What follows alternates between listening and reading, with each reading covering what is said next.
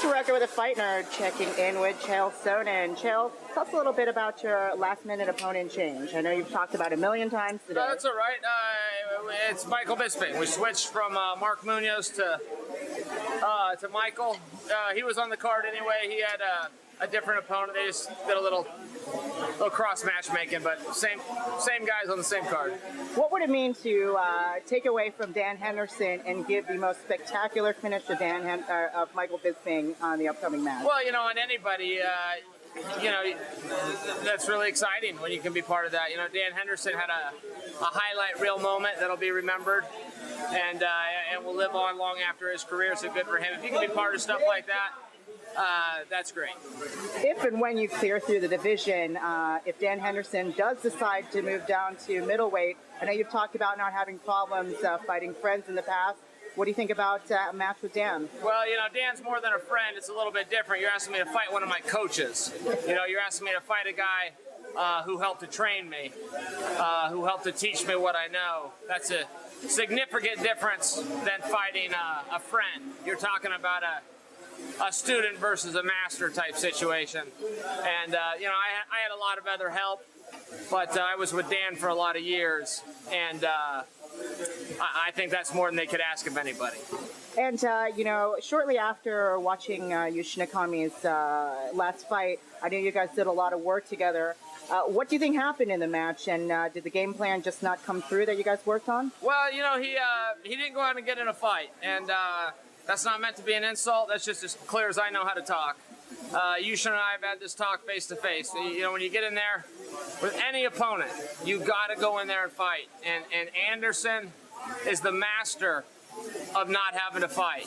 He's the master of backing you down early, letting the press do his bidding for him, letting this mystique get in the way. And if you go out and you stand in front of him, if you're as talented as Vitor Belfort, who is extremely talented, but you just stand there, you get knocked out. If you're as talented as Yushin Okami, but you just stand there, one guy's standing and one guy's fighting, this isn't, you don't exactly have to put on your Columbo rain jacket to figure out who's going to win.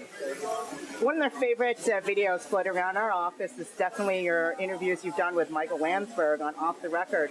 What can you tell us about that situation and where things are at with you guys? Well, I talked to Landsberg as early as today. There was never any hard feelings with Landsberg. I never regretted going on his show. But I think I make a pretty fair point when I say somebody invites me into their show, they are the host, I'm their guest. And Landsberg's rebuttal was, yeah, I get that argument, but I've seen some of your interviews and everybody kisses up to you, everybody's nice to you. Like, well, Landsberg, let's take that theory and apply it to real life. Let's say we live in the same neighborhood. You invite me over to your house. I come over, I bring a nice dessert for everybody to share. You hit me in the face with a frying pan. I say, what'd you do that for? You say, well, I saw you at Bill and Kathy's house last week, and they were so nice to you. I thought I'd try something different. I go, well, wait a minute, you're the host, I'm your guest. If you didn't want me here, don't invite me here. But if you do want me and I do show, I fight for a living. I don't come in front of the media or the cameras to fight or bicker. I don't go home to fight or bicker. I get enough of that in the day. So I think I made a pretty fair point, and I think he saw my side. And even if he didn't, I'll tell you, he's a pretty good guy. I've got to know him a little bit, and I consider him a friend. Fantastic. And, Michael Bisping's talked a lot about his improved jiu-jitsu game. Do you think that's going to be a bit of a factor on Saturday?